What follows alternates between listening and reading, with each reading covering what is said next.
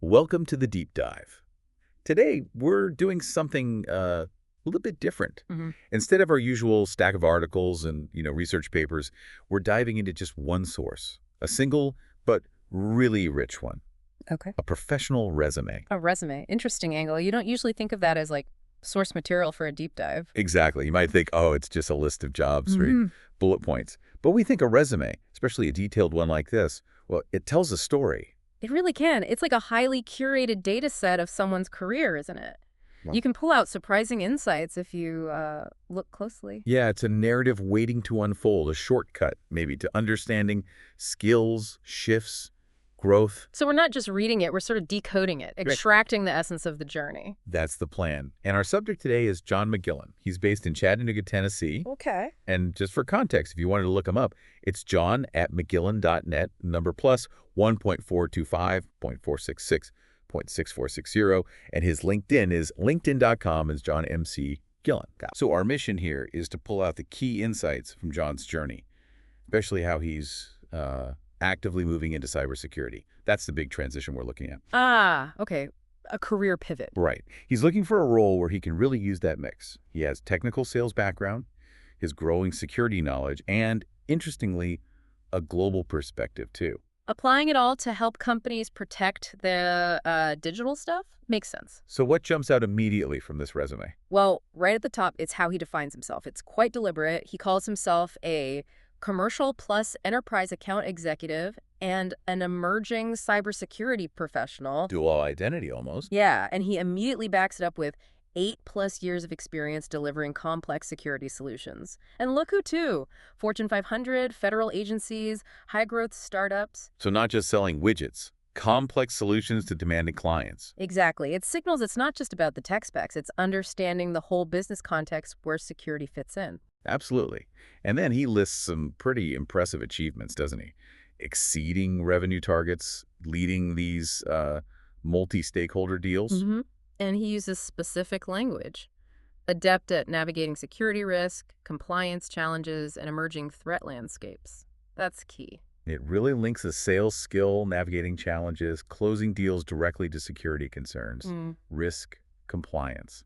That's the sweet spot many companies need, right? Definitely. Someone who can translate the technical risk into business impact and then propose a solution.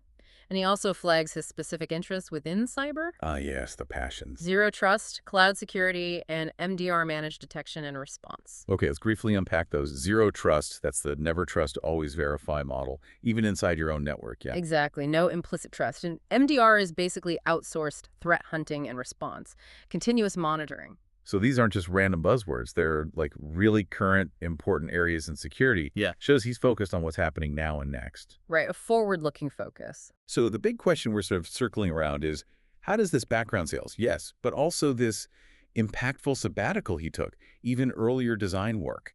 How does that all position him for cybersecurity? That's the core of it. How do these seemingly varied threads weave together? Yeah, how does it create this powerful profile for, let's face it, a critical and constantly changing field? Well, let's dig into some of those concrete achievements he lists. They really show the impact. At Soft Choice, for example, Okay, soft choice. What did he do there? he talks about growing a client account from, get this, $2,500 to $350,000 in gross profit. Whoa, hold on. 2.5K to 350K? Yep, over 6 quarters. The resume calculates it. That's a 13,900% increase. That number just, wow, leaps off the page, 13,900%. It's huge. But like you said earlier, the how is key. It wasn't just one product. Right, how did he do it? It says, through strategic upselling multi-vendor deals, integrating hardware, virtual machines, cloud migration services, and security solution deployment services. Okay, so that's complex. That's not just taking an order.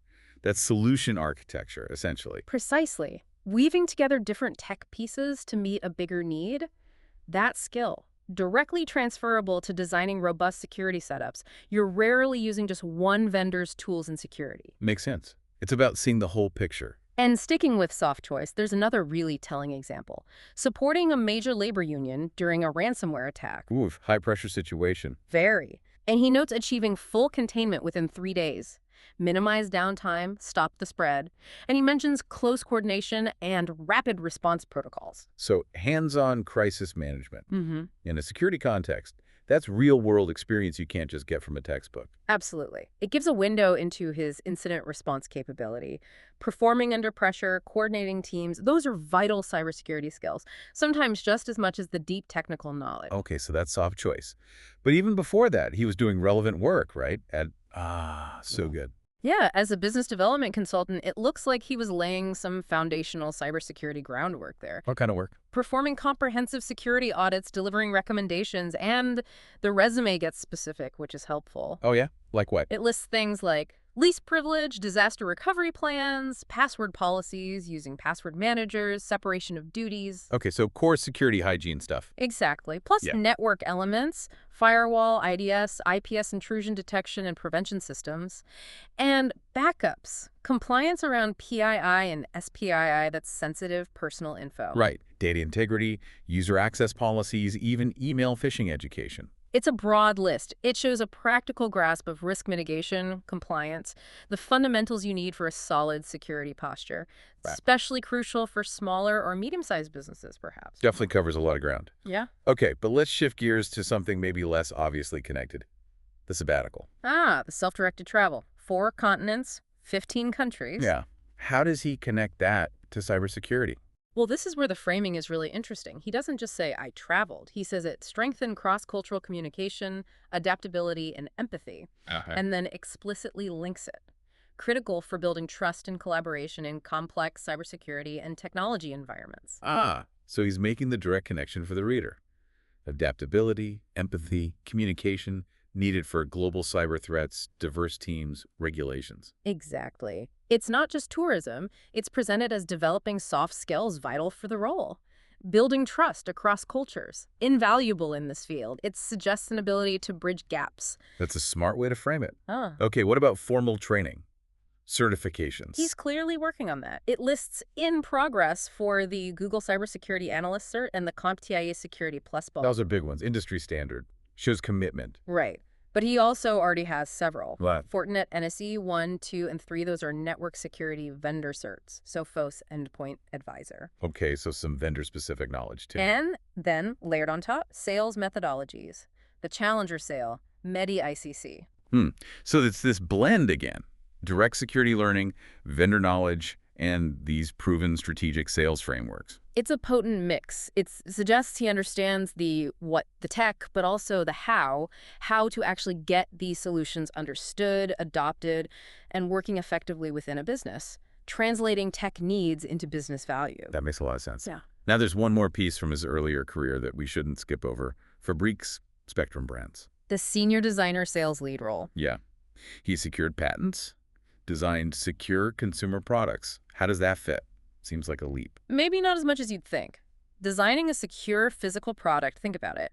It requires anticipating vulnerabilities, thinking how it could be misused or broken into right from the start. Like designing security into something from the ground up. Exactly. It's a similar mindset to secure software development or secure network design, thinking about failure modes, potential exploits. So it points to a certain way of thinking, a problem-solving perspective. I think so. It suggests an innate feel for systems, weaknesses, building in resilience, bringing that kind of design thinking into cybersecurity. That cross-disciplinary approach can be a real asset. Finding novel solutions often comes from those outside perspectives. Okay, so pulling it all together, this journey through John McGillen's resume, what does it really mean for you listening right now? Well, I think it vividly illustrates how a career path doesn't have to be linear, especially for a field like cybersecurity. Right. All these diverse skills, complex sales, negotiation, global experience, even industrial design, they aren't irrelevant. They can be incredibly valuable. It's not just about stacking up technical certs, though, those are important for the knowledge base. He's doing that too. But it's how the breadth of experience enhances the strategic thinking, the collaboration, the problem solving from multiple angles. It builds resilience, maybe a more holistic view of security challenges. So it equips someone to handle not just the pure tech side, but also the human elements, the organizational politics, the business context of security. Precisely. The people and process side, which is huge. So it leaves us with a thought, maybe. If a resume, just a document, can tell such a compelling story of developing skills and making a strategic shift. Yeah. What unexpected experiences in your own background, or maybe in the people you work with, what hidden strengths might be there? What could unlock unique potential for tomorrow's challenges, especially in fields like tech and security that are changing so fast? That's a great question to end on. What skills are hiding in plain sight in your own story?